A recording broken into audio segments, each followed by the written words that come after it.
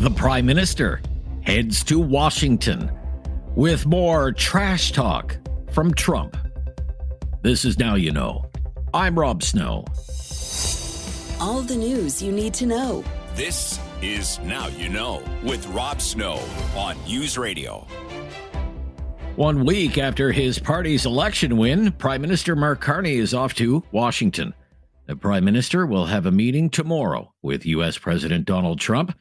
And there's a new backdrop for this meeting, an interview with Donald Trump that aired this weekend on NBC's Meet the Press. Kristen Welker did the interview, and Canada came up.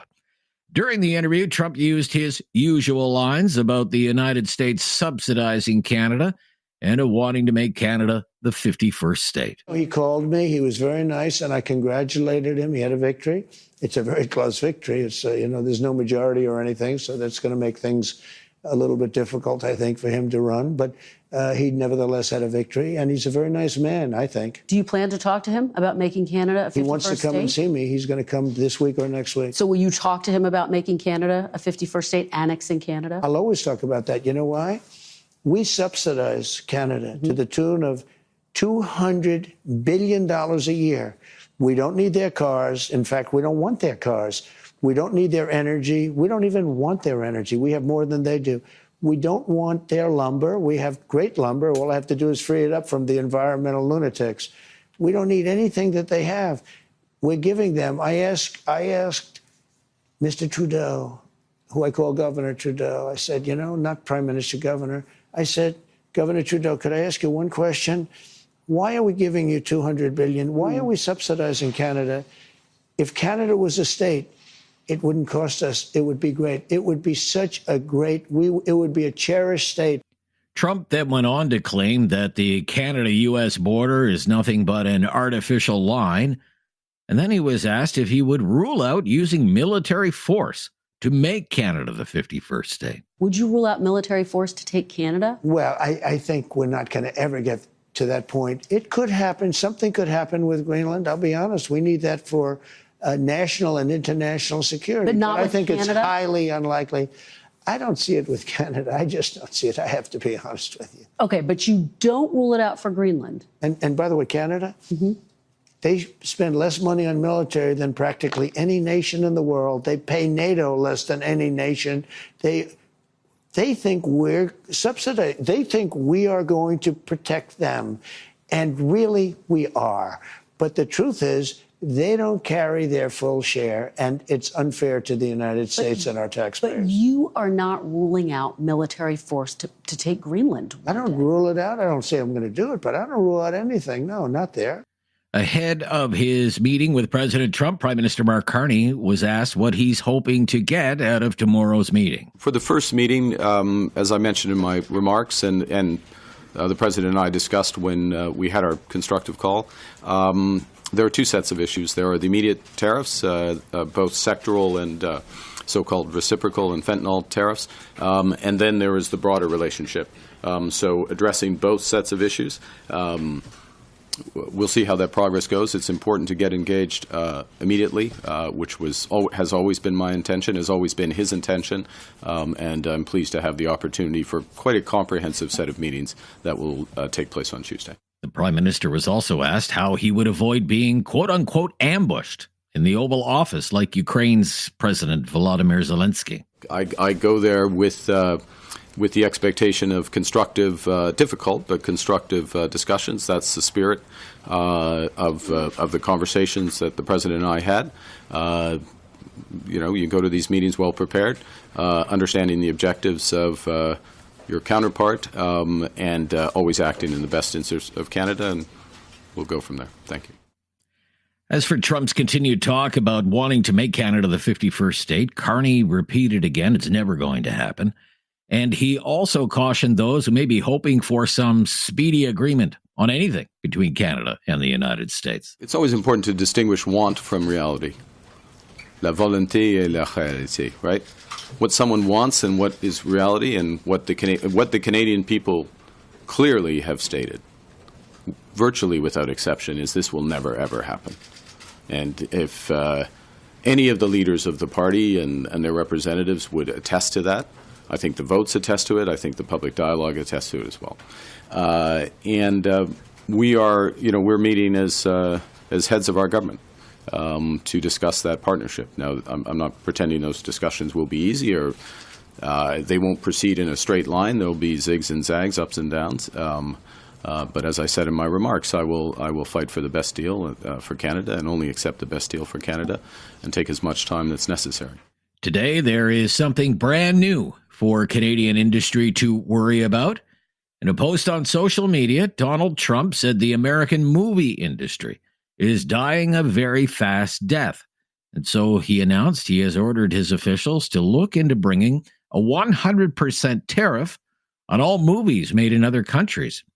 Film and television production is big business in Canada, contributing about $14 billion a year to the Canadian economy.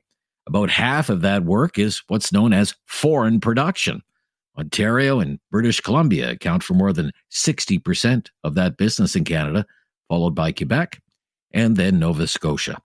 I'm Rob Snow. This is Now You Know, and this is News Radio.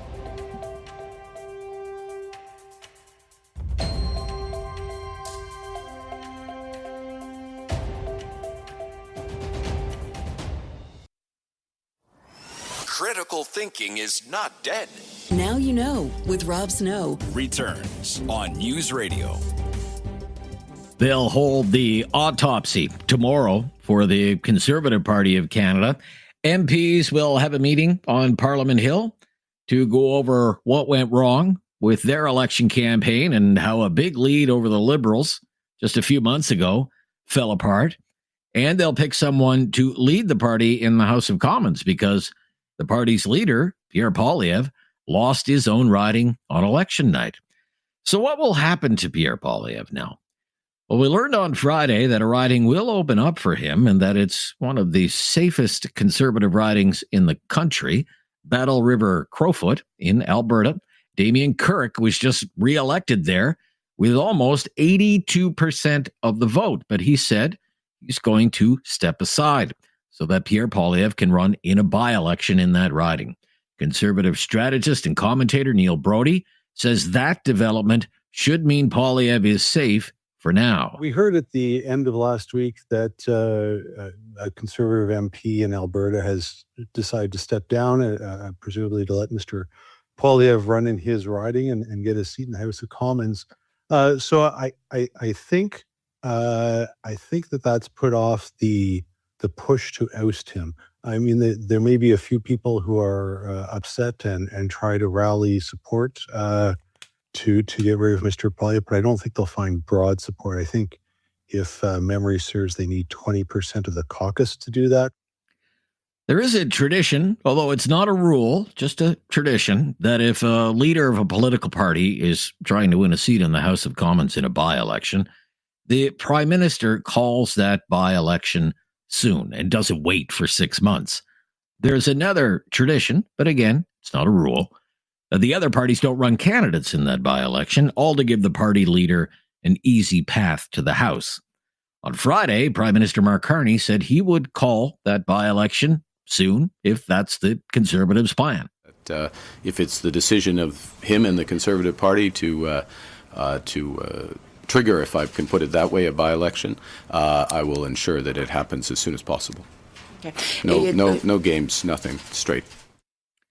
It's still not known if Carney's pledge of no games, nothing straight means the Liberals or any of the other parties would allow Poilievre to run uncontested in any by-election. But why does Poilievre even deserve to stay on as leader of the Conservative Party? After all, his party lost the election and he lost his own seat. Well, Conservative columnist and commentator Michael Taube says Poilievre deserves a second chance because his party outperformed on election night. No, I don't think there's anywhere he needs to go, and I think he should remain as the Conservative leader because overall he did extremely well. Like I said, he increased the party's total by more than 20 seats. He gained the highest popular support for any Conservative party in, since the days of Brian Mulroney in 1988. He got a higher percentage of popular support than my old friend and boss, Stephen Harper, did in 3 elections. Ashton Arsenault, a partner at Crestview Strategy, doesn't expect Poilievre to be going anywhere because there's really no potential replacement waiting in the wings. I see no viable or real threat to his leadership at this point in time, and I think the membership of the Conservative Party, by and large, continued to support his leadership. Kate Harrison, Vice Chair at Summa Strategies, agrees. The gains that were made with what I would describe as the new Conservative voter coalition, the new right for Canada, really hard to understate that. These were inroads in key electoral ridings, but with key demographics as well, that I think present an opportunity for a real, if nurtured and if repeated, and those are big ifs, and that's going to take a lot of work, just to Ashton's point on next steps. But if managed correctly, could be a very powerful voting bloc for Conservatives in Canada moving forward. Cam Holmstrom, a longtime New Democrat commentator, thinks Poilievre wouldn't even be facing all of these questions about his future if he had only managed to win in his own riding. You lost the popular vote after your two predecessors had won the popular vote, and you lost your own seat, and you didn't, and to boot, you blew a 25-point lead, right? Like, it's you can look at it either way and make a case for it. I guess to me, the argument comes back down to, at the end of it, if Mr. Poilievre is going to survive this in a way that actually allows the party to survive, he's going to have to put a lot of water in his wine and change some of his ways. And there's nothing that I've seen that would lead me to believe he'll do that. I do believe that if things are starting to look bad and people are trying to push him out the door, he'll fight like hell to stay. He will claw and he will salt the earth in the attempt trying to stay. But again, I don't know if that's good for everybody involved. But yeah, like I think the interesting thing about this whole situation is that, ironically, if he had just tended his own garden at home and made sure that he had won his seat, I don't think this would be a question right now. The Liberals are back up to 169 seats in the election count after an Elections Canada validation process, an Ontario riding. Milton East, Halton Hills South has now flipped to the Liberals from the Conservatives. The Liberal candidate there won by 29 votes. That doesn't make it official. There still needs to be an official recount. I'm Rob Snow. This is Now You Know, and this is News Radio.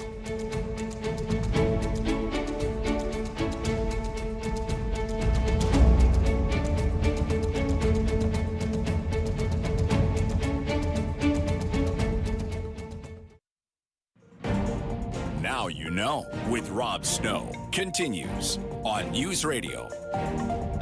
Yep, back at it for another week on Now You Know with Rob Snow. And if you're ever looking for a podcast of our show, Now You Know with Rob Snow, we have a great new mobile app that will help you hear our show when you want to. It's called the Seeker app, spelled Seekr, and it has all kinds of exclusive audio that you won't hear anywhere else. News, music, and sports, and you can download Seeker for iOS or Android. That's Seeker, spelled Seekr. And Now You Know with Rob Snow is on Spotify and Apple Podcasts, or wherever you get your podcasts. Good weekend, David? Excellent. Yes, thank you for asking. What'd you get up to? I helped a friend move.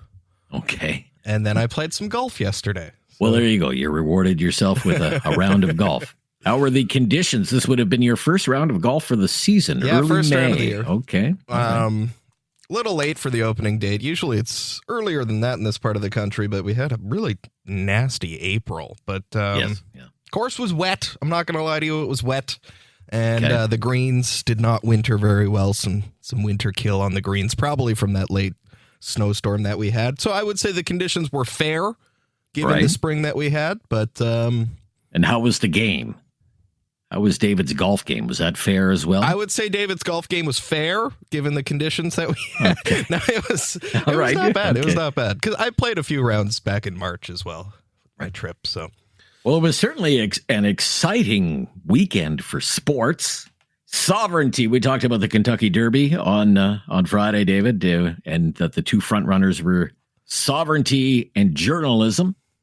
And so it was a loss for journalism, just the latest loss for journalism. Journalism finished second in the Kentucky Derby. Sovereignty. You know, it's funny. I didn't watch it. I kind of Right. Forgot that I was out doing other stuff, so I forgot to tune into it. I'll catch the replay. It's only a 2-minute race, but I saw a lot of people on Twitter tweeting stuff like "Go sovereignty for the win," and I'm like, what did Trump say now? What is happening with? But no, it's the horse race. Yeah. So sovereignty takes the Kentucky Derby, and a pair of very exciting Game 7s in the National Hockey League playoffs. I didn't stay up late. I watched the highlights this morning, but my gosh, what a game in Winnipeg last night. The Winnipeg Jets in Game 7 were losing 3-1 to the St. Louis Blues with 2.5 minutes to go in the third period. So they're down 3-1. Like, they're done. There's only 2.5 minutes to go. They came back and tied it up and the tying goal. They scored the tying goal with 1.6 seconds remaining on the clock and then won it in double overtime.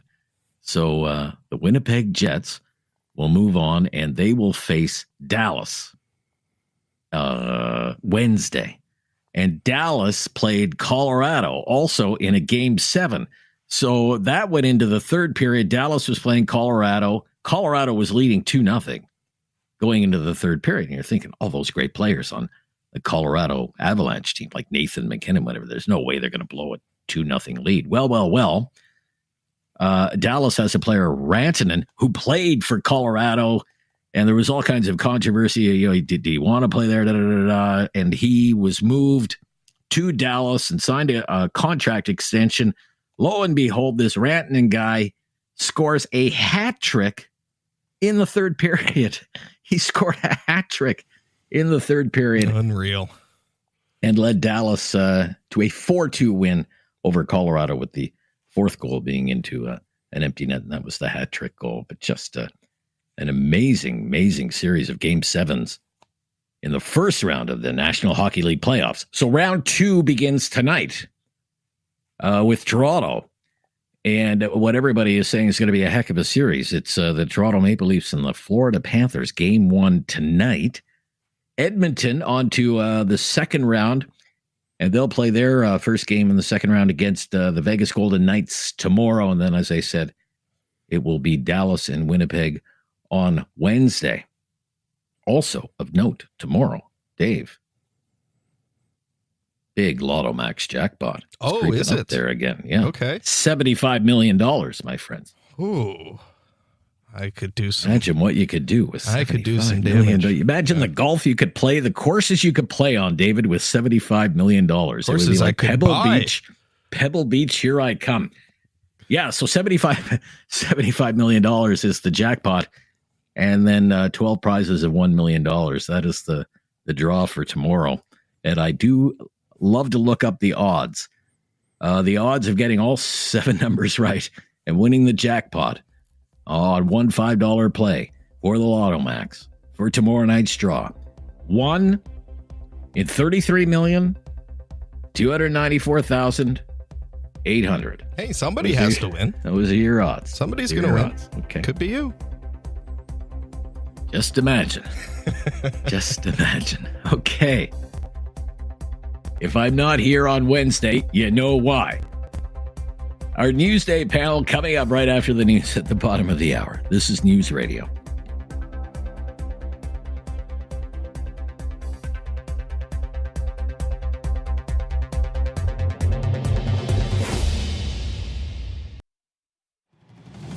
Now you know with Rob Snow continues on News Radio. The Newsday panel. Yep, time for our Newsday panel here on a Monday with Jordan Piquette, Vice President at Blue Sky Strategy Group. How are you today? Great, Rob. Thanks for having me. Well, welcome back, along with Chris Sims, our Alberta Director of the Canadian Taxpayers Federation. Chris, former colleague of mine, former journalist, Hill staffer. How are you? Wonderful, Rob. I'm That's good today. Where are you today? I am actually at home in Lethbridge today. You're I'm in no Lethbridge, longer okay. heading out wherever the heck I was when I messaged you. Okay. All right. Excellent.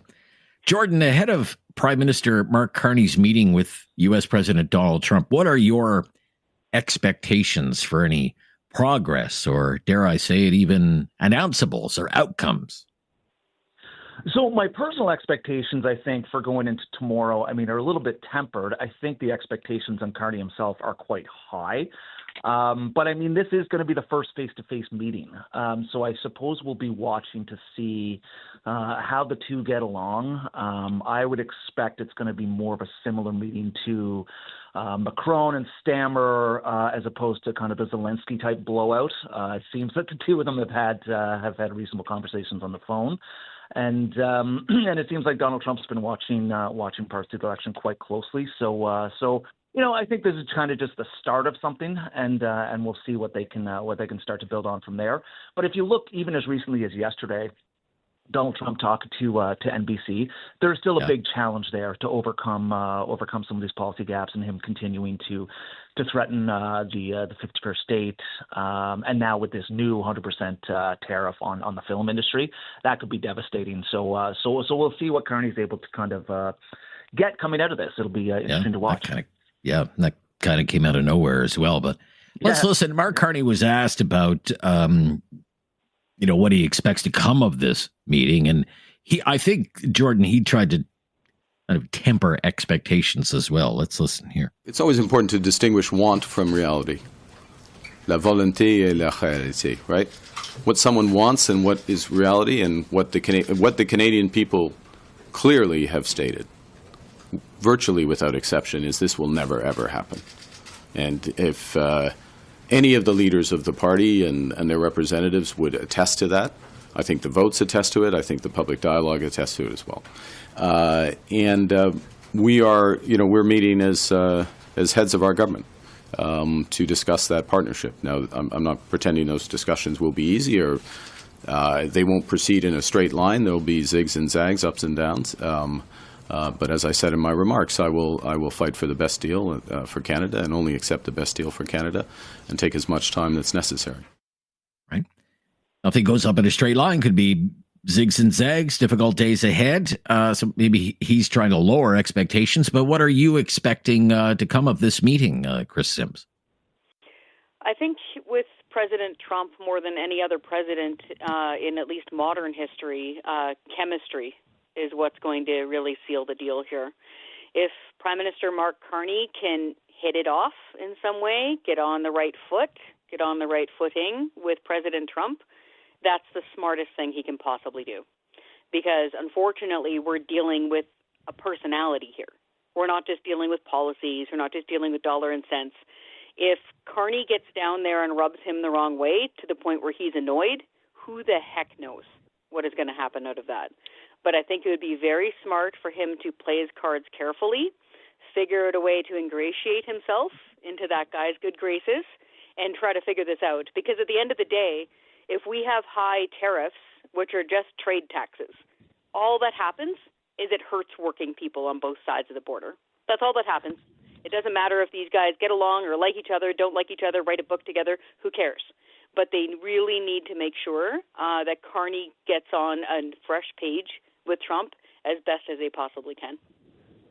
I was thinking about this today, just about what you mentioned, just trying to get along with Donald Trump. And I was thinking back to the G7 meeting during Trump's first presidency. It was in Charlevoix in Quebec. You may remember Trump showed up late, left early, didn't sign a communique that all the other leaders had signed, and Trudeau made some remarks that really angered Donald Trump and angered those around him. And he was called a backstabber, and there's a special place in him. Well, let's listen. We have a clip here. Larry Kudlow, who's a TV commentator, economist. He was an economic advisor to Trump for a time during his first term.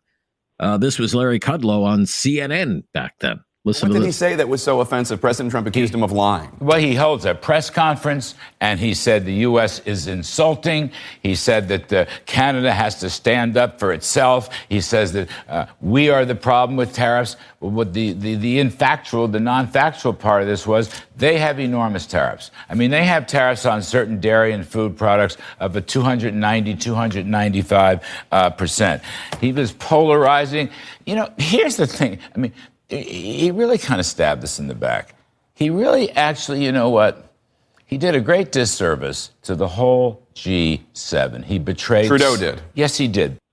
He stabbed us in the back. And this was Peter Navarro, who was a trade advisor then and still is a trade advisor now, about the same meeting here. President Trump responded with this tweet while flying here on Air Force One to Singapore. Trudeau of Canada acted as so meek and mild during our G7 meetings, only to give a news conference after I left. Very dishonest and weak.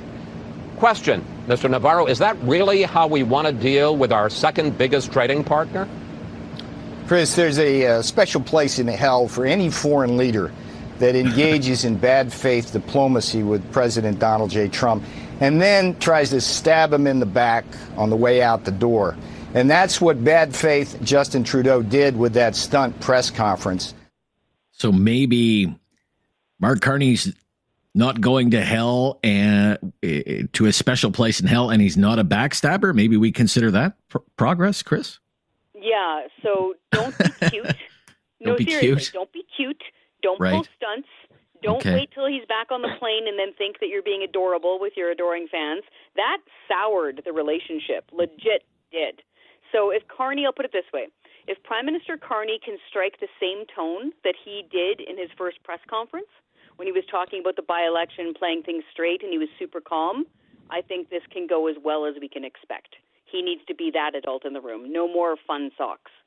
Okay, I'll ask you to weigh in on that, Jordan. But when we come back, on a quick comment, Jordan, on just being able to get along, try and get along with Donald Trump, and not. It's very clear that there was a rift between Trump and Trudeau that they just didn't see eye to eye at all. Well, yeah, and I mean, and it didn't help when Trudeau was over in the UK as well, gossiping behind his back, and that really angered Trump as well. Look, it's this is all a show for Donald Trump. I mean, this is like The Apprentice Globe edition, and this is kind of his series finale.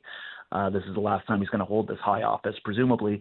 So it is all about show and getting along and frankly how much he can kind of suck up to him and then not come back to Canada and say the same thing or say something completely different that's going to anger him. So yeah, that is kind of what it's going to be all about.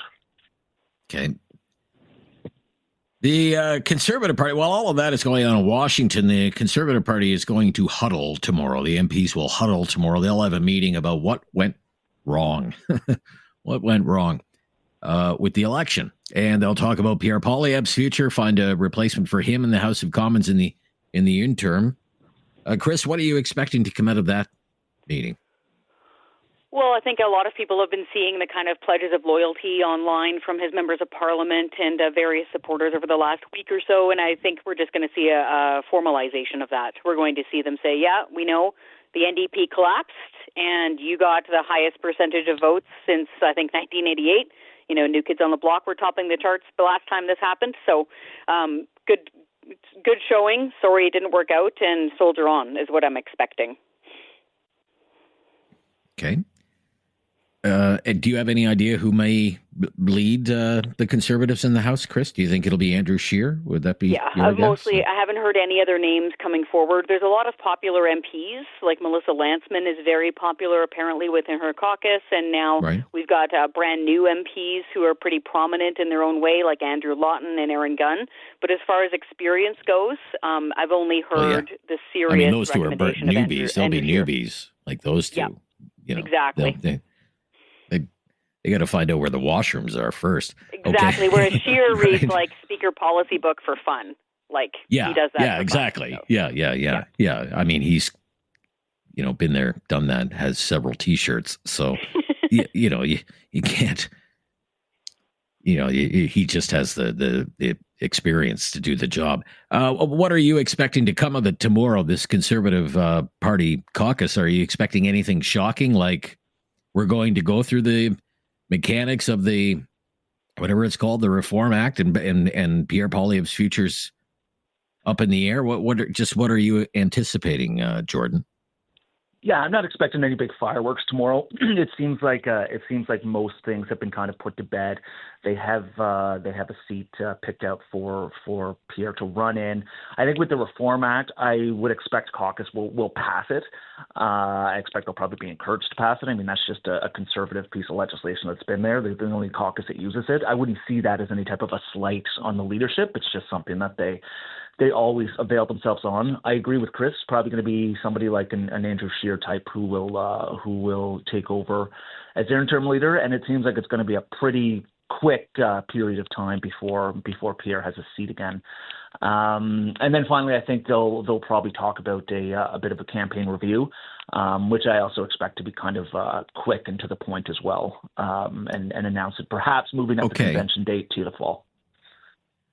Okay, now just given where the party was and where they are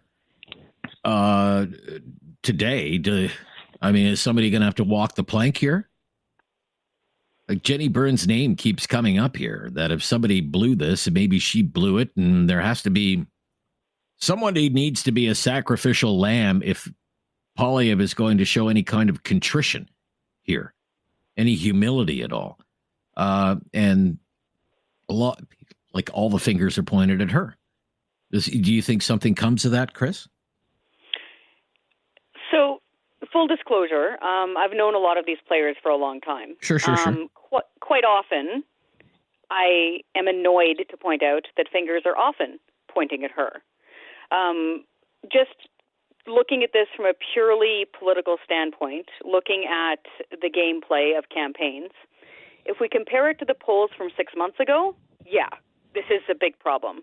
We compare this to the polls from 6 weeks ago after Hurricane Trump hit, like we just finished explaining for the last 10 minutes how to placate this man so we do not get punished with unfair tariffs, then I think it's a totally different ballgame. To be able to hold them down to a minority in that fight, also just the practicality of it. Jenny Byrne's official job was campaign manager. The campaign is over. Okay. So what plank are we walking here? Are they trying to make Pierre Poilievre come forward and say, I don't like her anymore? She's no longer my friend. That's She's not never an advisor going to to me. She's not an advisor to me.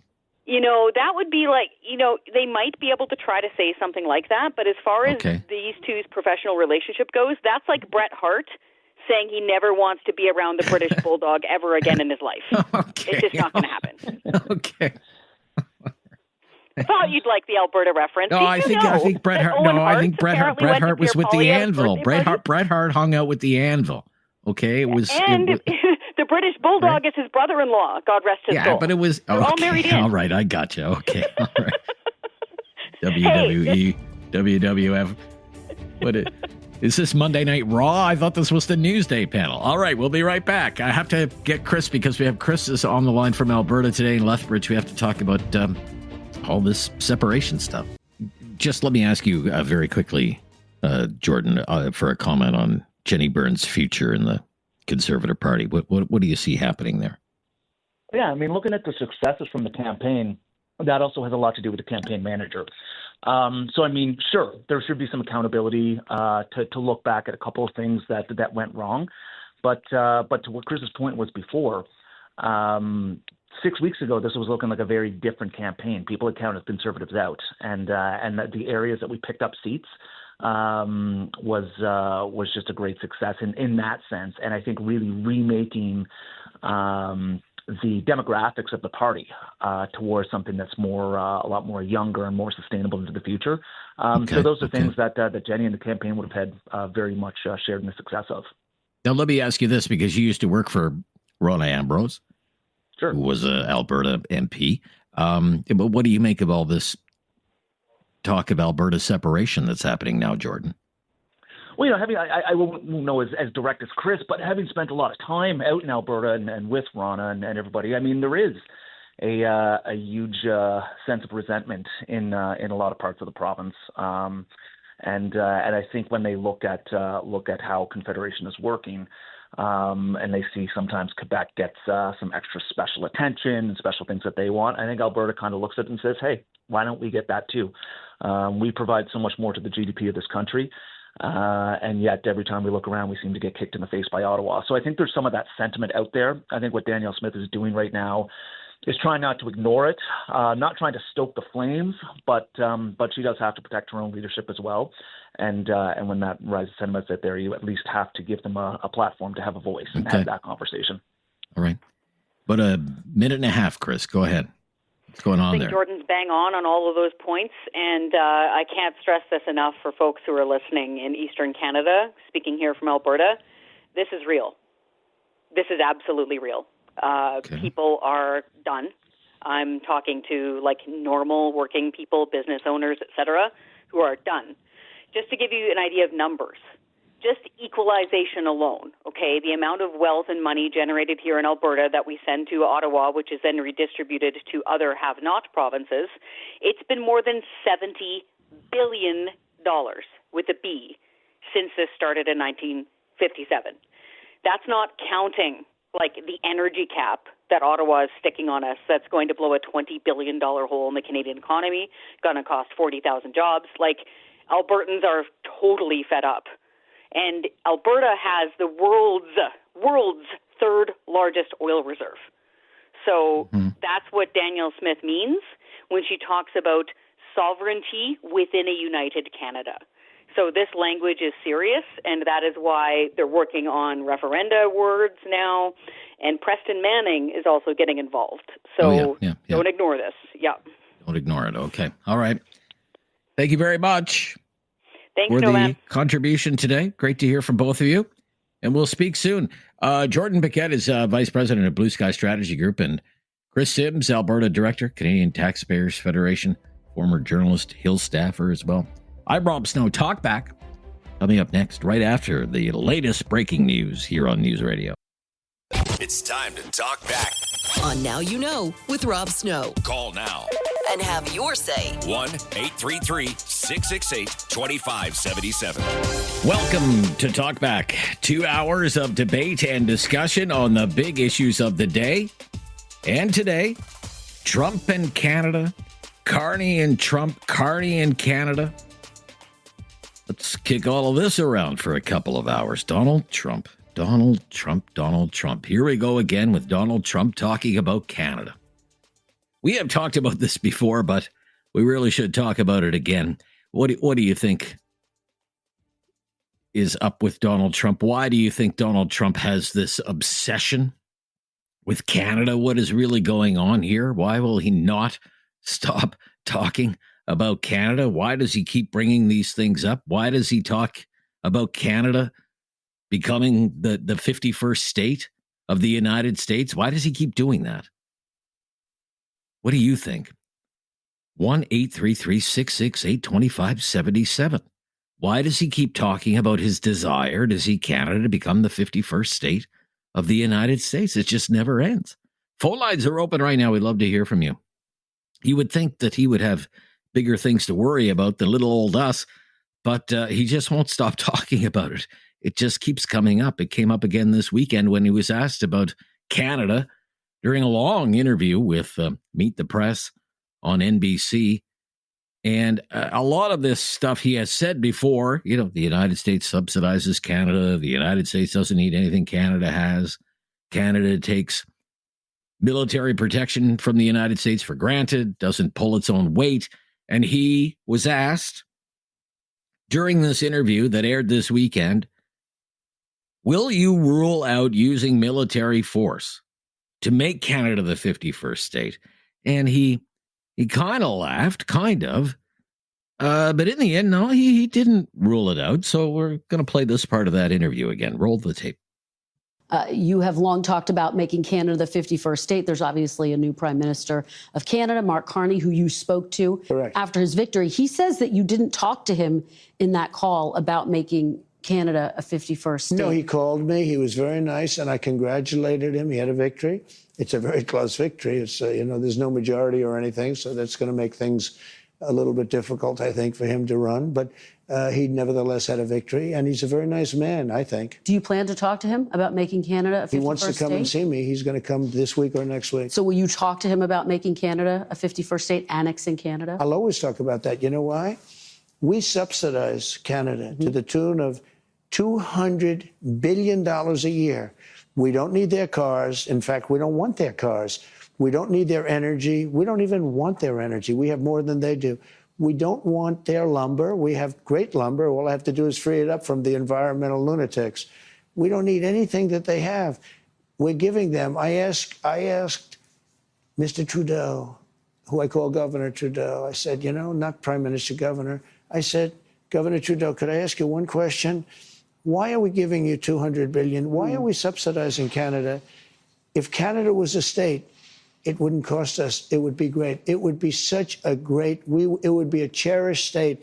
And if you look at our map, if you look at the geography, I'm a real estate guy at heart. When I look down at that, without that artificial line that was drawn with a ruler many years ago, it was just an artificial line, goes straight across. You don't even realize what a beautiful country it would be. It would be great. But I don't think the American public wants me to pay $200 billion a year to subsidize Canada. Again, remember this. Yeah. We don't need their cars. We don't need their lumber. We don't need their energy. We don't need anything. We do very little business with Canada. They do all of their business practically with us. They need us. We don't need them. You and I talked, and I asked you if you would rule out military force to take Greenland, and you said no, you don't rule out anything. Would you rule out military force to take Canada? Well, I think we're not going to ever get to that point. It could happen. Something could happen with Greenland. I'll be honest. We need that for national and international security. But not with I think Canada? It's highly unlikely. I don't see it with Canada. I just don't see it. I have to be honest with you. Okay, but you don't rule it out for Greenland. And by the way, Canada, they spend less money on military than practically any nation in the world. They pay NATO less than any nation. They think we're subsidized. They think we are going to protect them. And really, we are. But the truth is, they don't carry their full share, and it's unfair to the United States and our taxpayers. But you are not ruling out military force to take Greenland. I don't rule it out. I don't say I'm going to do it, but I don't rule out anything. No, not there. Okay. I don't rule out anything, he says. I don't rule out anything. So, look, does it sound like he's serious about using the military to make Canada the 51st state? He doesn't rule out anything, he says. He doesn't rule anything out. What do you think is going on there? I mean, is he only talking about Canada because journalists keep bringing up Canada? And if journalists stop talking about Canada, he'd stop talking about Canada? Is it, we've talked about this before. Is it all just a big joke? Is he just trolling us? Or do you seriously think Donald Trump has his sights set on Canada? He wants to break us so he can own us. That's what Mark Carney was saying, the Liberal leader and Prime Minister, during the election campaign. He wants to break us so he can't own us. And we have to be alert and be aware because maybe he's serious. What do you think? What do you think? 1-833-668-2577. That's one issue we want to talk about with your help, but let's start there and see how the conversation goes. If you've never called us before, just mention that to us. We'll make your call a priority. I'm Rob Snow. It's Talkback on a Monday. This is Now You Know, and this is News Radio. Have something on your mind you want everyone to know? Call now. Hello. 1-833-668-2577. It's Talkback on Now You Know with Rob Snow. And away we go for another week. Why do you think Donald Trump keeps talking about Canada? This has been going on for months and months and months now. Why is Donald Trump still talking about Canada, making Canada the 51st state? What do you think is behind that? What is motivating that? That's one issue that we want to talk about today with your help. Now, then there's Mark Carney, of course, the Prime Minister of Canada for the foreseeable future. Donald Trump has actually said some nice things about Mark Carney. He's called Mark Carney a nice guy. He actually calls Mark Carney the Prime Minister, which is more than what he could manage with Justin Trudeau. Of course, he kept calling Justin Trudeau Governor Trudeau. But Mark Carney's in Washington now, and he's going to have a meeting tomorrow with Donald Trump. What are you hoping comes out of that meeting? Mark Carney meets Donald Trump. How hopeful are you that there could be some kind of progress or even a breakthrough with Donald Trump on the tariff issue, the trade issue. In his news conference on Friday in Ottawa, Mark Carney seemed to be lowering expectations for the meeting. I would say that negotiations with Donald Trump in the United States could be long and hard, not move in a straight line, could be a lot of zigs and zags, he said. So Carney meets Trump tomorrow. I mean, what does progress look like for you? The election was a week ago. The Liberals won. Mark Carney's the prime minister. He has to deal with Trump. A lot of people think he won the election because Canadians trust him the most to deal with Trump. Tomorrow's his first crack at it. What are you hoping for there?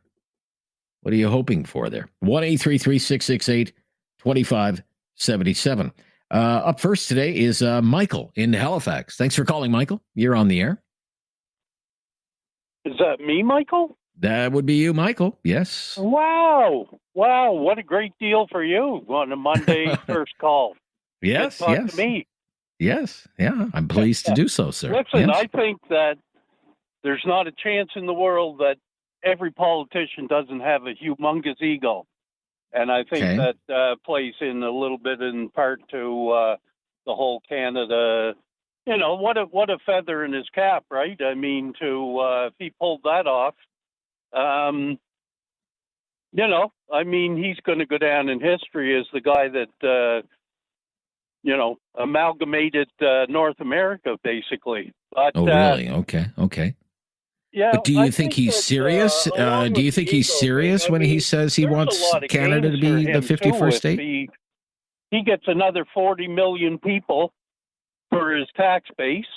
Mm-hmm. He gets, oh my God, all our natural resources and everything. I don't think it's silly talk that he says stuff like that. There's so much to gain for the U.S. if they were to, and I mean, look what you can do up here with tourists and things like. I suppose. I think that's a large part of all of it. Yeah. Do you think it's something we need to take seriously? I think that if it ever came down to it, and somebody was in power that was open and to sit down and talk to him about it, and make it a possibility, I think Donald would be more than happy to go along with that. Who wouldn't be, really? I mean, it is a win-win for the U.S. Okay. Now speaking of wins, Mark Carney is going to meet this guy tomorrow. What's a win for Mark Carney coming out of this meeting, do you think? I don't think it's going to do Mark Carney any good at all. Like, I've seen him doing different talks in public. He stumbles around and stuff. A lot of, one of the big things that I've heard over the years with the media is, especially in your jobs and anchormen and stuff, is not to sit there and say a bunch of and ums. And Carney's full of those, but I don't know. Like, I don't know Carney good enough to know if he's going to alienate Donald. Like, if he comes off arrogant or anything like that, like Donald will just squash him. Okay. All right. Thank you for your call, Michael. Good to get us going there for this week. Let's go to Herman up next in Calgary. Hello, Herman. Hello. Yeah. Hi, Herman. Thanks for calling, sir. What's your opinion? I think Trump is a piece of garbage, but at the end of the day, he's also the leader of the most powerful country in the world, so you got to take him seriously. Yes. Every word he says, you got to take seriously. Okay. So when he says, that we could make them the cherished 51st state, think about how great it would be. You think he's serious when he says it's not like a big joke or a troll or something like that? It doesn't really. Yeah, it doesn't come down like I'm just a normal layman person, so it doesn't really come down to what I think about it. When I just think no matter what, you have to take him seriously. You got no choice. He's the leader of the most powerful country, so we have to take him very serious. Okay. And they're dangerous words. He's a bully. Okay. This talk, he was asked pretty straight up.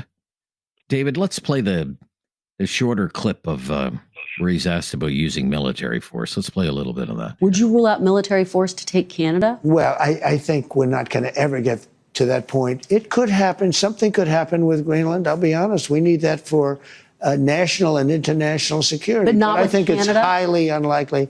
I don't see it with Canada. I just don't see it. I have to be honest with you. I don't see it with Canada. But he wouldn't rule it out. He wouldn't rule out because he says, I don't rule out anything. Would you rule it out? Do you think that's impossible? Never happen? What do you think? Well, I wouldn't want it to happen. At the age of 54, I'd hate to have to go to war. But at the end of the day, you and me both. You have to take them seriously. Okay. And just quickly too, Rob, I live in Calgary now. I've been out here since '97. Yeah, but I am born and raised in Montreal. And okay. This talk about Alberta separating, the people out here just have no idea the anguish and what it brings. Just the talk of separation. Well, once it started in earnest in the early to mid 70s, it wasn't good for Quebec's economy after that. In the following years, lots of businesses left, lots of people left. Yeah. Okay. Yeah. All right. Yeah. Thank you. Good to hear from you today. Monday Talkback off and running 1-833-668-2577 to have your say. Steve in Calgary is up next. Hello, Steve. Hello. Yeah. Hi, Steve. Good to hear from you. Good. You know what? Love your show. Thank you. And, as it relates to this whole aspect of Donald Trump wanting to take over Canada, if you look into your history books, Thomas Jefferson, he basically said that, to the start of the War of 1812, it would be a mere matter of marching, like that he would come across the border and be welcomed with open arms and everybody would love him. That didn't work out too well then. Canada's a proud nation. But the problem that with Donald Trump trolling Canada is that we are in a very weak position within the world. Okay. And our blame needs to not be left at the feet of the orange man across the border. The blame needs to be put at the feet of our liberal government that has handcuffed and shackled the Canadian economy, its people, its military. I'm a veteran and I'm a proud Canadian, but I am not proud of where we are today. It's tough sledding for everybody. And I just think that Mr. Carney is going to go to have a sit at the table with Donald Trump, and he's got nothing to offer, unless there's some, previous relationship through Brookfield that there's money to be made. Okay. Other than that, I don't see any benefit for Canada. I don't think that he's the man that's going to, stand up for us. And this elbows up business has got to stop. For crying out loud, let's just get to work and make the economy strong. We're suffering. Everybody is suffering. Okay. So when you say we're in a position of weakness because of bad government at home, what are you talking about specifically? What's made us weak? Well, we're in a position under investments in the military, lack of progress on energy projects, exactly. Sort of stuff. Exactly. Okay. And now our military has not been the most funded military over the last decades. Because we've become complacent. There was a time when we had the third largest Navy in the world. There was a time when, our soldiers are still respected. Our men and women are the best trained and really the most feared, but they are not supported. They're not supported while they're in the military, and they're not supported outside. And as for economy, well, just look at the cost of housing and rent and food. It hasn't doubled. It has tripled in most cases. It has. And I don't know how people do it. I don't know how. I honestly, everybody has their own struggles, but I think that they are greater. We're weak both because who we're beholden to, and technically we are beholden to. But you're not US. hopeful that there's going to be any kind of big news coming out of this meeting tomorrow? between Mark Carney You know what? and Trump. The last conversation that Mark Carney had with Donald Trump, he came to the Canadian people and he lied. Okay. All right. Thank you, Steve. Got to wrap it up there. We'll be right back. It's Talkback. 1-833-668-2577. This is News Radio.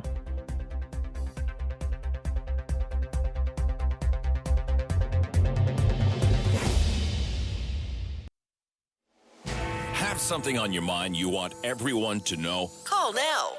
Hello. 1-833-668-2577. It's Talkback on Now You Know with Rob Snow. Donald Trump keeps talking about Canada and has been talking about Canada for months and months and months. The latest during an NBC interview on Meet the Press this weekend, where he didn't even rule out using military force against Canada. He said he doesn't rule out anything. He said he doesn't see it coming to that, but he didn't rule it out.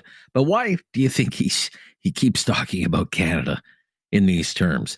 Meantime, Prime Minister Mark Carney in Washington now, meeting with Donald Trump tomorrow. What are your expectations as Mark Carney begins to deal with Donald Trump and the U.S. administration? 1-833-668-2577 to have your say on Talkback. Dallas is in Cambridge, Ontario. Hello, Dallas. Yes, sir. Yes, Dallas. Hi, go ahead. How do you know? Good. How are you? Not bad. Glad to hear it. As far as Mr. Carney's visit tomorrow, I don't expect any huge revelations. Okay. As far as Mr. Trump's continued rhetoric of annexing Canada, well, you know, I don't know. That's a Putin-style authoritarian, if you will. Okay.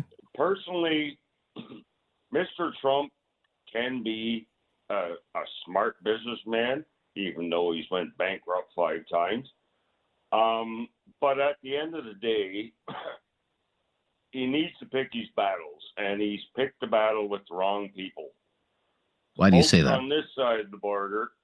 Yep. Yeah, well, you know, let's remember back in 1941 when the Canadian forces were only 23,000 strong. When we got the call up, by 1942, we were 350,000 strong. And there ain't no way that the U.S. is going to annex Canada. And I'll leave it at that. Okay. What do you think he wants to? Does he want? Well, of course he wants to. Okay. He wants to because he keeps claiming that we have nothing he needs, you know. Right. But then in the same breath, he'll also say it would be so great if you were our cherished state. Yeah. So let's just shut the taps off and see what he needs then. Okay. Well. You know. Right. I think that might change his tune pretty quick. Okay. You know. Okay. Like. Or it could prompt a very angry reaction from the Americans. It could prompt a very angry reaction from the Americans as well. Oh, well, right? I could imagine. But yes. You know what? Okay, well, your head of state is telling us that he needs nothing we have. So fine, let's shut off the taps. Let's keep our lumber, send it over to China, whoever the hell wants it, and leave it at that. And then in a couple of months, when they can't build their houses and they can't heat their houses and can't cook their food because they haven't got enough natural gas, let's see what he's got to say then about how much we have that he doesn't need. Right. And as for Carney, you're not expecting any kind of big news out of this meeting tomorrow. No. Okay. Listen. No, I'm not. I'm hoping that he'll come away with something, but no, I'm not expecting any huge revelations that, oh yes, everything is going to be fine, and that the tariffs on the cars and all this kind of stuff is going to go away immediately. No, that I do not see that happening in any way, shape, or form. Okay, Dallas.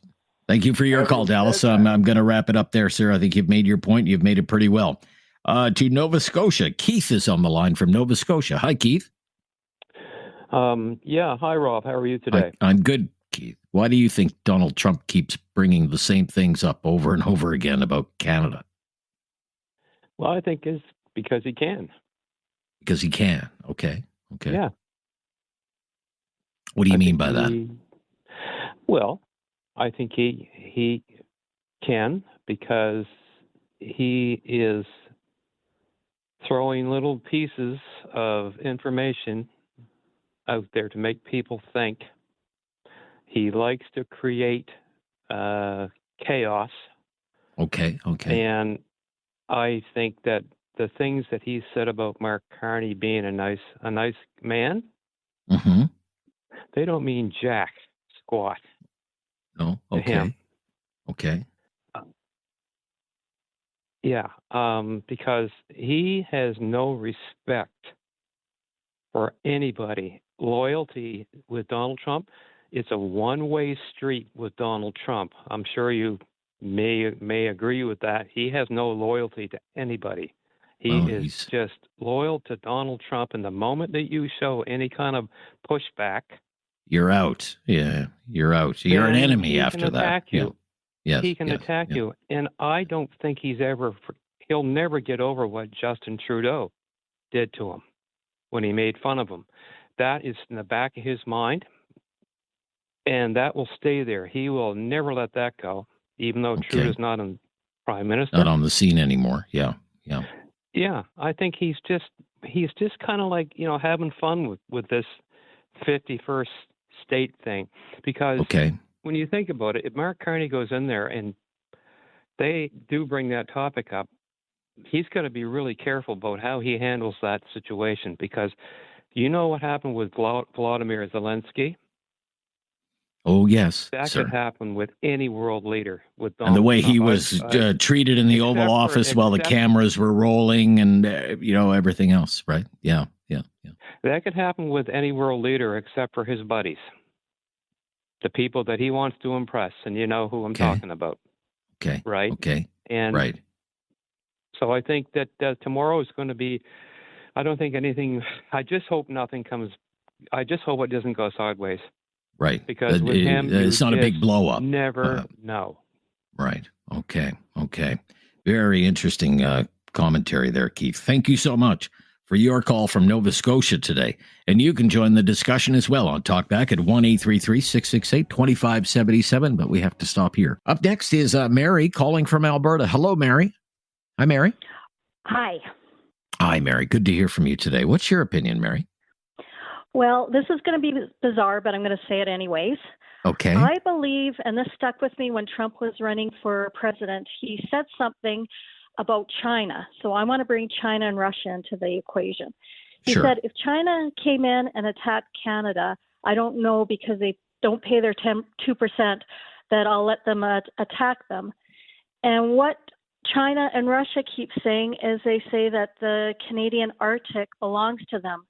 So my thought is that if they come in and start taking claim to the land, Trump will come in and say, well, I'll help you, I'll protect you as long as you become the 51st state. Wow. Okay. That is something bizarre to think about. My gosh. Yeah. Isn't that something? Like we will offer you our military protection as you fight off the Russians and the Chinese and their claims over the Arctic, but the price is going to be your sovereignty. And I don't think they're going to fight, because I think he's already made a deal, because I think Russia wants the old Russian Empire. So I think they've already broken up the land on who gets what. Taiwan goes to China. And the reason why I don't think it's so far-fetched is because you look right now with Pakistan and India, they're fighting, and Pakistan has nuclear war or weapons. So they both do. So you start to get these countries that have it, Iran, et cetera. I think this is a power change in the world. We never thought that Israel would do what they're doing. You didn't think that Russia would get away with all of us sitting back, letting, the Eastern What's going on with Europeans Ukraine? Yeah, Right. exactly. Okay. So I unfortunately think that it's a lot more serious and I think he wants Carney in, and the reason why is it Why makes is that? us more unstable. So it destabilizes Canada because we are talking about separatism. Yes, The callers before mentioned how we don't have any money. We got trillions of dollars in real estate. So he's going to do capital gains, and they need to get money somewhere. But we really don't have, nobody's building up any industries, and he's taking all our industries away. So he wanted the Liberals in because all it makes us is sit here and talk about putting our elbows up and hating each other and everything else. Right. It destabilizes us. Very interesting. Okay. So do you have any hope that there could be something positive out of this meeting tomorrow? If you go by and I hate to say I've been right on everything. I knew Russia was going into Ukraine before it did, and it's not because I'm smart. I listened to a lot of other stations, Fareed Zakaria on CNN. April before Russia went and attacked, he said we should be watching them. And so I listened to a lot of news from different stations. Right. It's crazy how they're predicting a lot of this stuff. And I heard it out of Trump's mouth. And I thought, how could Trump just walk in? All right. Okay. Thank you for your call, Mary. Yeah, very interesting analysis there. Manny is in Kitchener, Ontario. Hello, Manny. You're on the air. What's your opinion, Manny? Yeah, hey, Rob. I mean, I think what the Carney and Trump meeting up will be like two old buddies, hooking up. Oh, really? Again. I mean, Trump basically endorsed Carney. Is that? Yes. Yeah. At least that's what I kind of got from it. Carney seemed to prefer him. Seemed to prefer him for sure. He preferred him, right? Yeah. He also, Carney also did the financing package for Trump's son-in-law when he purchased that building on Park Avenue there in Manhattan a number of years ago. Yeah. That was a Brookfield deal. Yeah. Yeah, and then they also seem to roll with the same people. I mean, both of them, along with their wives, have been known to be connected with Ghislaine Maxwell, who's sitting in jail for sex trafficking. Well, there's a picture. Girls and children.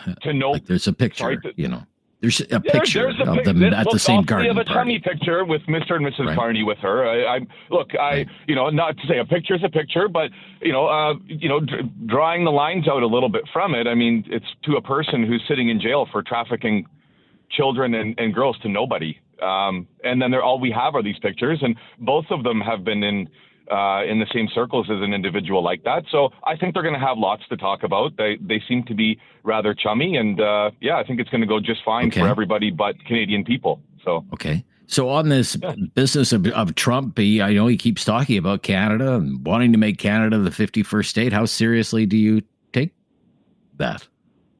Well, I mean, it's as far as like what I would look at it like. You have an unbelievably depreciated asset with all kinds of potential directly on your border. You have all of the might economically and militarily to overtake it, where some people, there's big talk from people to fight a war, but there's no appetite anymore in our populace to ever put up any kind of a real defense against anything like that. I wouldn't be taking up arms to do that myself, nor would my family. I mean, look at the favors the Liberal government has done for the Americans recently. I mean, when Olaf Scholz came over, from Germany to hopefully to do $1 trillion deal for natural gas, our Liberal government, headed by Mr. Trudeau, said, no, sir, let me tell you about natural gas and how bad it is for the environment. We'll educate you on climate change.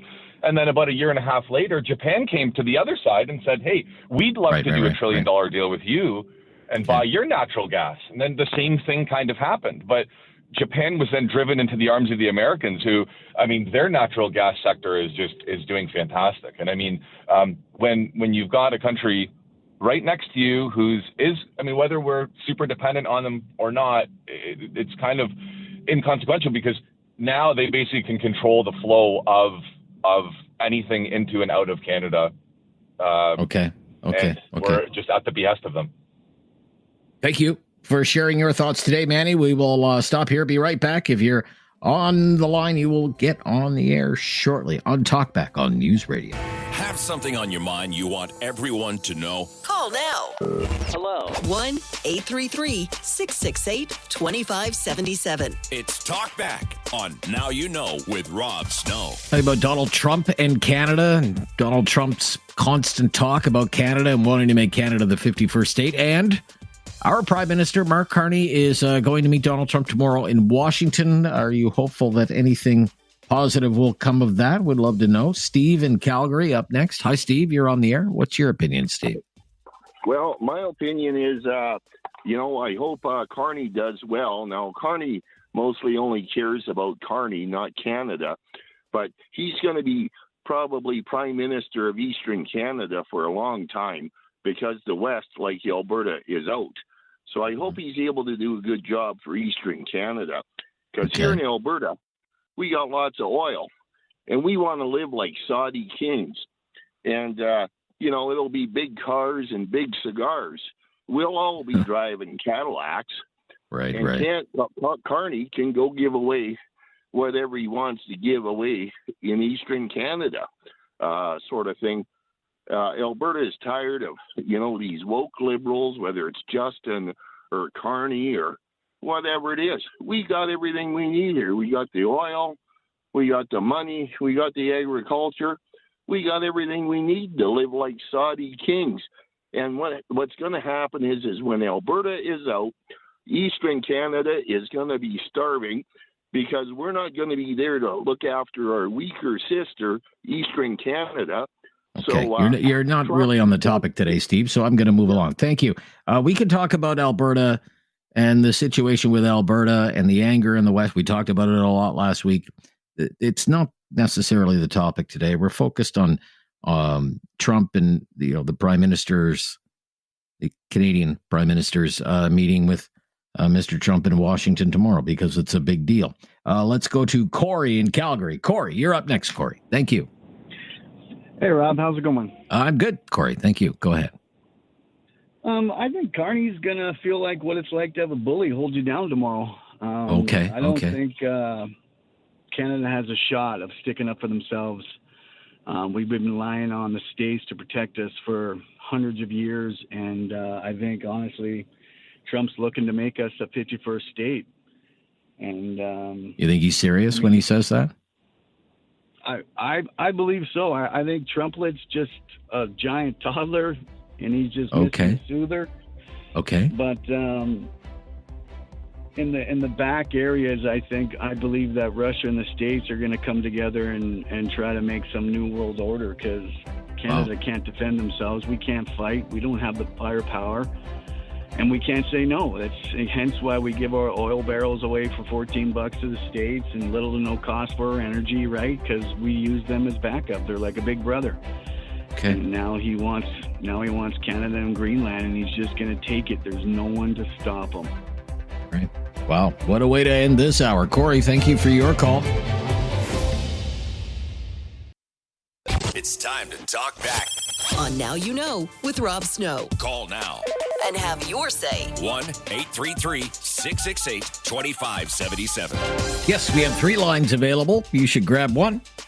We've been talking about Donald Trump again today. Donald Trump's been talking about us, too. Donald Trump's been talking about Canada again, and we want to know what you think of his latest remarks. This was a rather long interview. It was more than an hour in length. The segment about Canada during this more than hour-long interviews, only about 3 minutes or so. It aired this weekend on NBC's Meet the Press. It was done by Kristen Welker of NBC News. And yes, Canada came up again with Donald Trump pulling out his usual lines about the United States, subsidizing Canada, and, of course, wanting to make Canada the 51st state. Here's an example. He called me. He was very nice, and I congratulated him. He had a victory.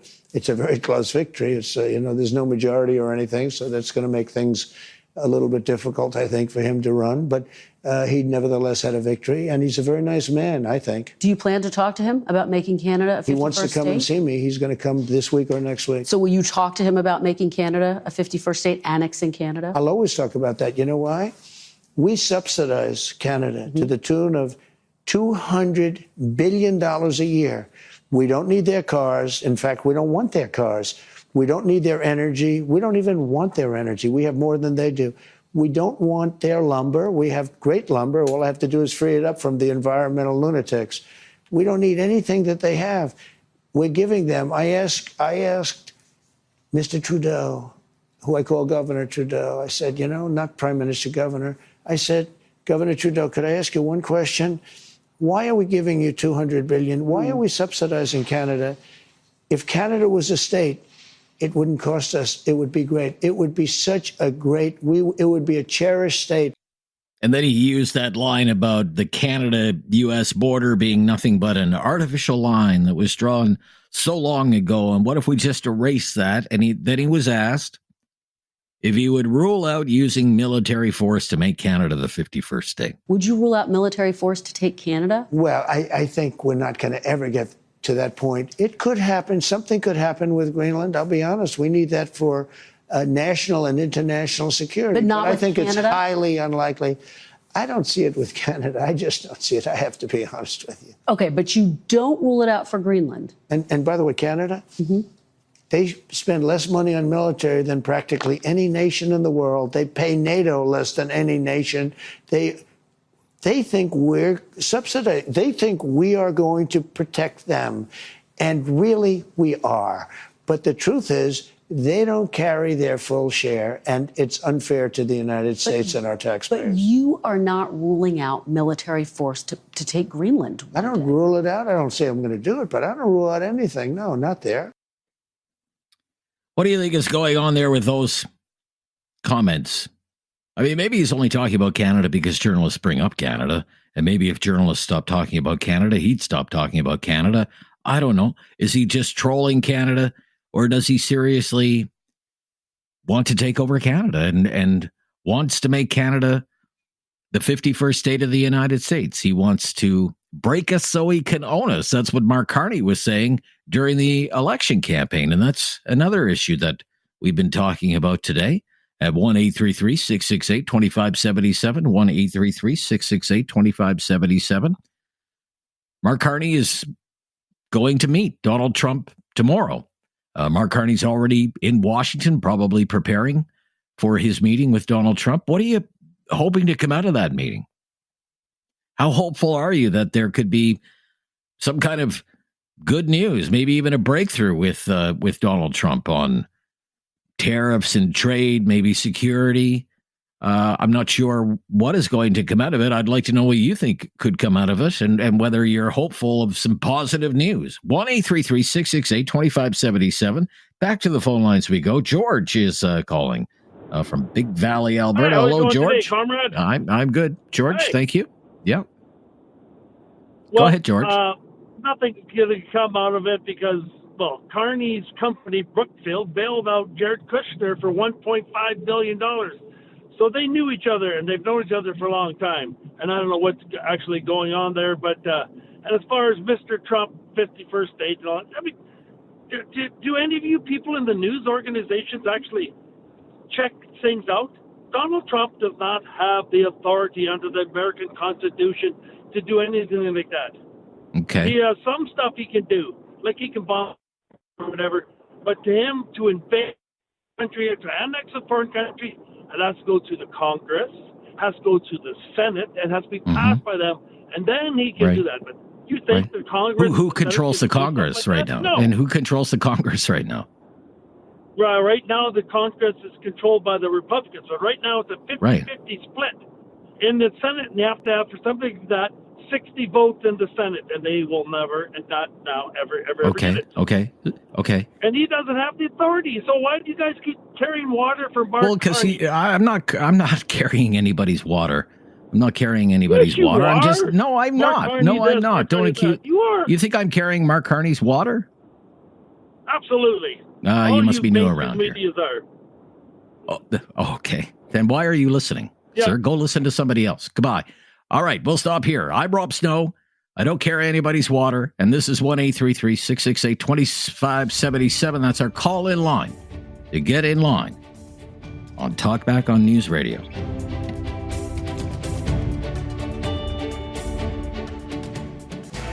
something on your mind you want everyone to know? Call now. Hello. 1-833-668-2577. It's Talkback on Now You Know with Rob Snow. We're talking about Trump and Canada and the 51st state and Prime Minister Mark Carney's his meeting with Donald Trump tomorrow in Washington. First face-to-face meeting for those two since the Liberals carried the election, which was 1 week ago today. Let's go to Jeff in Waterloo is up next. Hi, Jeff. Hey, Rob. How you doing today? I'm good, Jeff. Thank you for calling, Jeff. Yeah, What's you're your welcome. opinion? So, well, my opinion, and I mean this with a lot of respect to what yourself does and the media, but I think we're feeding into Trump's hands a little bit. He wants us to be making this a big deal. Okay. And it kind of is, but we need to move on and stop giving him the attention that he's wanting. I think that's a mistake that maybe the media is kind of making, and I get it. Like, I understand why it's happening, but I think we just kind of need to go, you know what? The hell with you. You know, we're moving on. You know, we're going to find new partners. We're going to, you know, and then they need to make the decision because Canada's a great nation. We've been a great partner, and I think we're feeding into his narcissism. We're kind of playing into his hands, if you will, just by acknowledging it. Okay. Yeah, all right. and I think that's what he wants, and I think we're giving that to him. And I wish we would just move on and just kind of say, you know, we're doing new things. We're figuring out we've got a lot of great relationships globally. We're a great country, and if you don't want to play nice with us, we're going to just move on. Okay. Now, Mr. Carney is meeting with Donald Trump tomorrow. Mark Carney, what are you expecting to come of that? Anything? Well, I like Mark Carney. I got to be honest, I'm a conservative, but I do think Mark Carney seems to be a smart guy. I just hope he goes in there with that kind of attitude, like, hey, you know, do you want to keep this relationship going in this partnership or not? And I hope he's just strong and firm about Canada because we need, you know, we saw what Canadians are all about in the last, you know, couple months. We're proud. We're good people. We're strong people. And if he doesn't respect that, we need to just kind of give him the bird. Okay. All right. Okay, Jeff, thank you for calling today. Good to hear from you today in Waterloo. Let's stay in that part of the country and take a first-time caller. Corey is calling from Kitchener. Hello, Corey. You're on the air. Oh, hello. How are you? I'm good, Corey. How are you? I'm doing well, thanks. That's good. I was just calling in about the Carney meeting tomorrow with Trump. Yes. Yes. I don't know if it's going to go very well myself. It kind of seems like one of the big topics that Carney wants handled is for Trump to have respect for Canada as a sovereign nation. Yes. And based on the comments I'm hearing from Trump, it just doesn't sound like, Carney's going to be the factor that's going to make him have any kind of respect for us at all. It kind of seems like Trump's already kind of settled on the fact that he doesn't need or want anything from us and that we're just taking advantage of him kind of thing. And I don't know, it just seems like a lot more than just a meeting with Mark Carney for him to change his mind on that. Right. Okay. And when you hear Trump, it's not the first time he said things like this. In fact, it's got, kind of a broken record at this point, I suppose, But he does keep saying it. I guess the big news to come out of it is this idea when he's asked by the interviewer, will you rule out using military force? He kind of laughs at that, but he doesn't rule it out. He says he didn't see it coming to that. When you hear things like that, what do you think? What goes through your mind? Well, I don't know. I think Trump is just kind of seeing how things go. I think maybe he's hoping that we'll kind of give into what he wants, and if we don't, then he might look at the military as an option to do that. I mean, I think if we're something he wants, I think he's going to go for it either way. Oh, really? Whether he uses the military or not, but right. Oh, okay, Corey. All right, thank you, Corey. All right, you're very welcome. Yeah. Yeah, good to hear from you. Yeah, Richard in Alberta is up next. Hello, Richard. You're on the air. What's your opinion here, Richard? Hi, Rob. Good to talk to you again. Yeah, good to talk to you, Richard, as well. Yeah. First off, I want to apologize to the rest of the Canadian people about some of the comments made by that caller before the top of the hour. Most of us here in Alberta don't think that way or feel. Oh, that George, way. yeah. Don't worry. I've been called worse by better people, sir. Don't worry about that. Yeah, I just want to stress most of us out here in Alberta don't think that way or feel that way. We're proud Albertans, but we're proud Canadians too. So, Sure. Yeah, I just want to make that really clear. Okay. Yeah, and as for Carney going down to talk with Trump tomorrow, Yeah. yeah, like I'm conservative. I voted conservative, and I hope the election didn't go that way. But I'm sure willing to give Carney the benefit of the doubt, if you will. Yeah. I'm hoping for the best for him because he's leading the country now, and we all got to get behind him and support him. And he is an intelligent man and very sound in the business world, experience-wise, and intelligent that way. And I think he's going to give us a good chance to find some kind of a deal in the future where both countries can agree that we need each other and we can be strong with a good partnership. And I think we just got to give him some time, Carney. I mean, because dealing with Trump is a heck of a hard thing to do. So we got to be patient with Carney and get behind him and support him and go forward. And I think things will work out in the long run. All right, Richard. Thank you for your call today from Alberta. More of your calls are just ahead. We're in hour number 2 here of Talkback on a Monday. Have something on your mind you want everyone to know? Call now.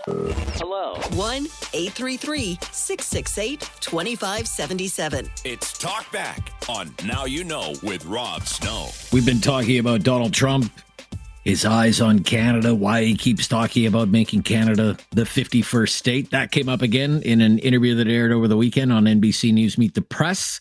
And Prime Minister Mark Carney is going to meet with Donald Trump for the very first time since the election win. That happens tomorrow in Washington. Asking for a take on that, your expectations for that meeting. Robert in Calgary, thanks for calling. Robert, you're on the air. Please share your opinion Rob, on thanks Talkback. for taking my call. You're welcome, Robert. First of all, wouldn't we all love to be a fly on the wall in that meeting tomorrow? Oh, sure. Yeah, absolutely. Yeah. I think Carney needs to express in the strongest possible terms how the entire country feels about this ongoing ridiculous rhetoric on the part of Trump that, our prime minister is a governor and we should be the 51st state and our trade deficit is a subsidy in the neighborhood of $200 million. All of that is rubbish, as we know. Okay. It is absolutely the type of stuff that Trump says for one reason and one reason only, because he displays, and I'm not the first one to call him this, but he displays all of the classic behaviors, or most of them anyway, of a narcissist. Okay. And it's all about Trump. He says what he says to keep the attention on himself. I think we all recognize that. Okay. The worst day in the life of Donald Trump is when the world stops talking about him. So he will continue to spew rhetoric like 51st state for as long as he can, because the world pays attention to it. Now, I spent the first half of my career as a Guilty as journalist, charged. as a communication, not to ignore that. You cannot ignore him as a member of the media, but at the same time,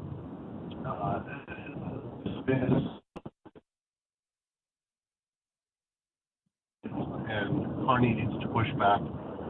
Needs to push back on that. Okay. We're just going to let you go, Robert, because you're kind of in a cell phone dead zone right now, and we're only getting every third word that you say, sir. But we've got the gist of it, and thank you so much for your call. Let's go to Cambridge, Ontario. Hello, Tom is in Cambridge. Hello, Tom. Hi, how are you? I'm good, Tom. Thank you. It's already too late. Like, I What do you mean, mean? people didn't take this guy serious, and it is, and they can do whatever. And like the other guy says, you have to, every last one is going to fight. No, the West has already been sold. The worst guy that you have is Ford here. He's going to sell it. He sold the Ontario place, everything. So, and look at what's happened to the Canada. Is this the Canada you have? You have no rights anymore. Okay. The immigrants are running it, and a lot of people are going to be happy to see it. All right, Tom. Thank you. Tremendous insight there from Tom, as usual. Let's go to Layla in Calgary. Layla. Hello, Layla. Hi there. Hi, Layla. What's your opinion here? I'm okay. Thank you. I have a question. When you were picking up today's topic, why did you pick up that topic? Because I feel all of the Trump, issues and so on are brought up to us by media a lot. Right. And liberals ran their campaign on it. So I was just wondering, why, when you picked up this topic, and what your opinion on it is. Why did I pick up on this topic? Because I was thinking to myself, what's bigger than this? You don't think that it's kind of just trying to distract Canadians from real issues that we have right now? No, I don't think so. What's bigger than this issue? Right now in the news, what's bigger than this issue? Well, for our regular Canadians, it's probably the fact that we can't afford buying first-time buyers houses, or people can put their kids into it's just surviving every day. And putting the Trump into what I find it's sort of... I think your insinuation is that I have some kind of agenda, right? That's what you're insinuating? Is that I have some kind of liberal Fed agenda or something? Not you in general, but you ran the video when, or not the video, sorry. You ran that little episode when she was asking him, and she kept pushing him. Yes, saying that, remember you said about Canada, like, will you use the force? Will you use the force? He said 3 times, no, that's probably not going to happen. No, that won't be necessary. And he kind of laughed it off, which I pointed it out, right? But in the end, he didn't rule it out, right? I said all of this. He didn't rule out the Greenland. He never said, so her last question He said, I don't see it coming to that. But he said, I don't rule out anything. No, not there. I don't rule out anything. Yeah, which is, anything is possible, but I don't think necessarily he wants that, or it will come to that. And I find, unfortunately, the media in general is trying to, I'm not sure if they're running after this, great story, or they just going to want to put the fear into people and distract from actual real issues. Because I'm going anywhere, and you go to pharmacies, stores, and people are like, oh my God, Trump is after Canada. I don't think he's after Canada. He might be after our sources. Because the interview, honestly, that scared me about it. Well, we'll gladly sell him all the resources that we have. We'll sell it. I don't think we should, though. I don't know if you heard his interview with Joe Rogan, when he said when there were fires in California. That was before he became a president. That one actually scared me, because he said, U.S. doesn't have enough water, and it is true. They don't have enough water. And Canada, which is right there, does. So why don't we, get some water from it? So, but if you want to know, if you really want to know what went into our decision making, because we have a meeting every morning, David and I have a meeting every morning, and we talk about what's in the news. Okay. And I thought, look, the Prime Minister is going to Washington today. He's going to meet Donald Trump tomorrow. First face-to-face meeting of these two leaders since the election. We know that Donald Trump was a big topic during the election. Certainly the Liberals pushed it to no end and to great success. And we have this interview that aired over the weekend that is all over the Canadian news. What's bigger than that? What else could we talk about? We also discussed other things. Should we talk about Pierre Poilievre? Because there's also this thing tomorrow with the Conservative Party. What's Pierre Poilievre's future? What's the future of the Conservative Party? Why did the Conservatives associate? We talked about that. We talked about the anger in the West after the election. There were rallies in Alberta about Western separation over the weekend. Should we talk about that? And in the end, we settled on this because we think, well, I thought, and it's my show with my name on it, I thought there's nothing bigger than this. Let's go with this. That was my decision making. That's what went into that decision, if you really want to know. Okay. Yeah. Does that explain it for you? It's how, 100%. But it's how you put it out there, right? Whether we drive fear into Canadians that this is going to happen, or okay, but that's not what I'm doing. I'm just asking a question. I'm just asking the questions. It's up to the callers to answer the questions. My only question is, why do you think Donald Trump keeps talking about Canada? That's not me spreading any kind of fear. I'm only asking, what do you expect to happen with the meeting between Mark Carney and Donald Trump? I don't think that's spreading any fear. No, that's not. Okay. But, saying all right. that Trump I've got to wrap it up there. I've explained to you how I settled on this topic, and that's how I did it. Thank you. It wasn't as though it's not agenda driven by any measure. Thank you, though, for your call. 1-833-668-2577 to have your say on Talkback on News Radio.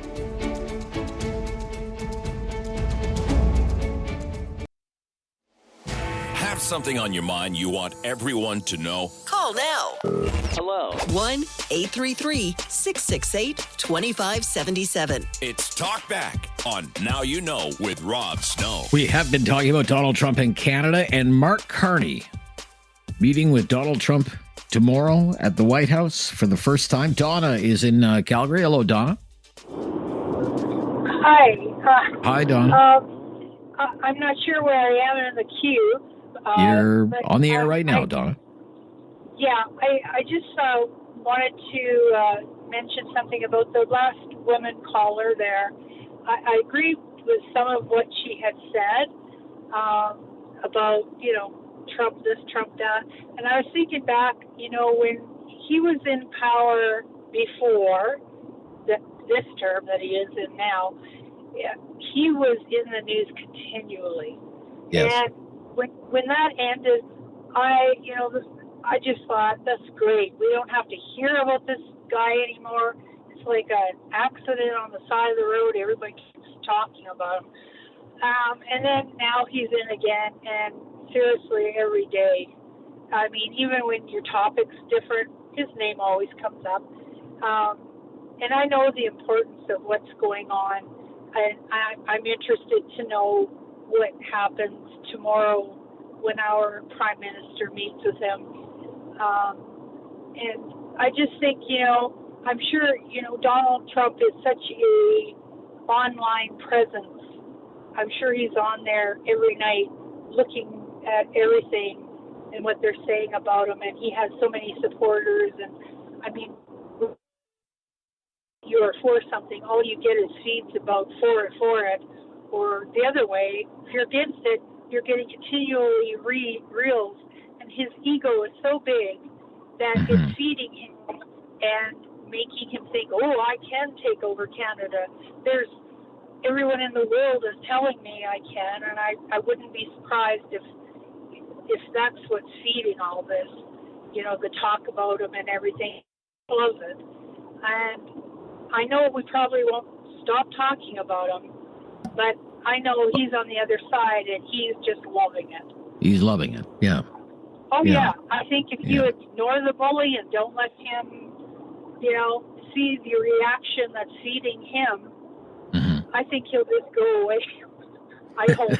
But anyway, right. I just wanted to give my 2 cents worth. Yeah. And I personally like our Prime Minister. Okay. For one thing, he was never a politician. So that's got to be something. Maybe he, having the freedom now to be a Prime Minister, maybe he can change things. And I just think we've got to give him a chance. He is very level-headed, and you know, I've watched the debates and everything, and he's not in there throwing stuff around that I could see, like the others were, you know. So I don't know. I think. I know you find the Trump news exhausting, right? Yeah. Yeah. He is. Imagine being in the news media and having to do all of this all the time. Well, you'd find it exhausting too. You might want to seek some counseling. I know. I'm sure, you know, but I do agree. There's so many other things. I understand that. I understand that, but you can't escape the fact this is pretty big news. This is pretty big news. Well, okay. You're a reporter, and every reporter's doing it, so you know I know how it goes. But it's and tomorrow, once the meeting happens, and maybe there's a news conference afterwards. I mean, that's going to be all over the news, of course. You just can't ignore it, right? And people are going to want to talk about it, and I agree. It just, you know, when you have 4 years day in and day out, it's exhausting. It's tiring. I know the last time I understand he was in, it was like, oh, now good, we get a break.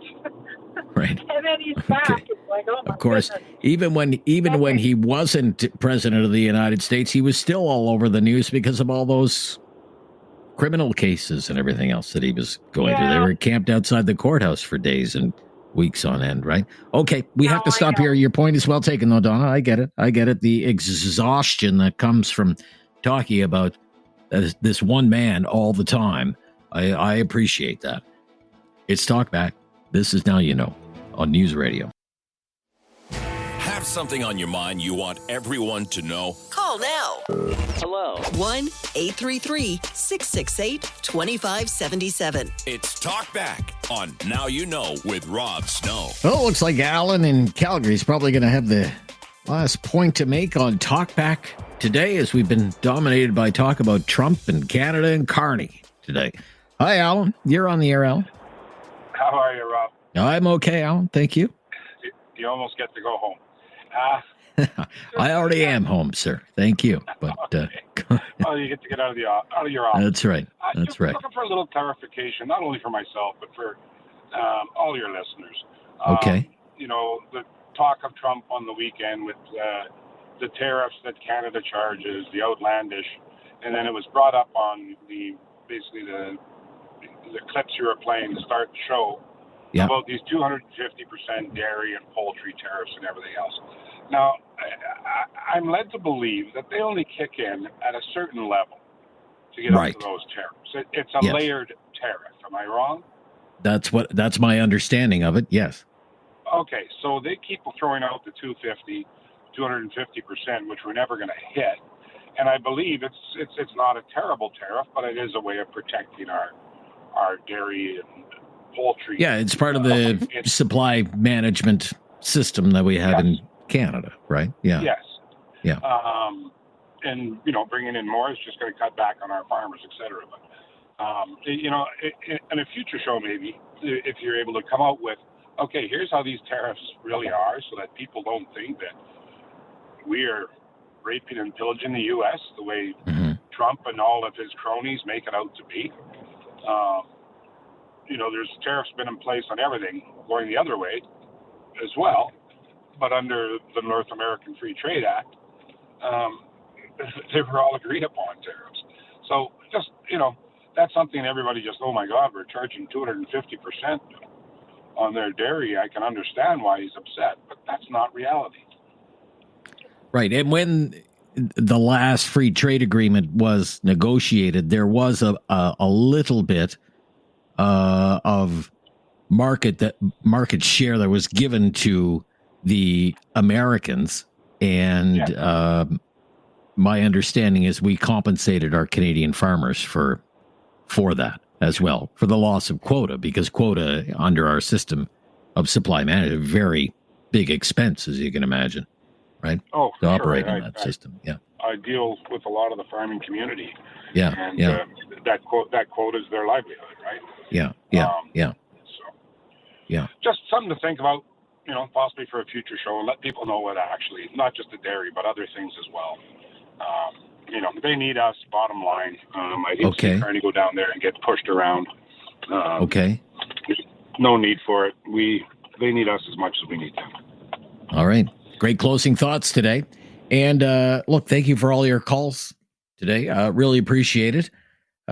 It's going to be a big news story this week. It's something that, if you're in the news media doing a show like this, you certainly can't ignore it. It's kind of a monumental moment in our history. As a matter of fact, we've just had this election where this huge personality in the United States was a dominant figure in our election campaign. It was maximized to great effect by the Liberal Party, and it was in the end, I guess, it was the winning issue for the Liberal Party, and the reason the election that it turned out the way it did. And it's 1 week after the election, and now this person who will be the prime minister for the foreseeable future goes to the White House, and we'll know in probably a few hours if he is living up to the billing and whether he really is the person that is the best person to be dealing with Donald Trump. That's just the state of affairs that we're in. We'll be back again tomorrow talking about another hot issue and more of your phone calls on Talkback.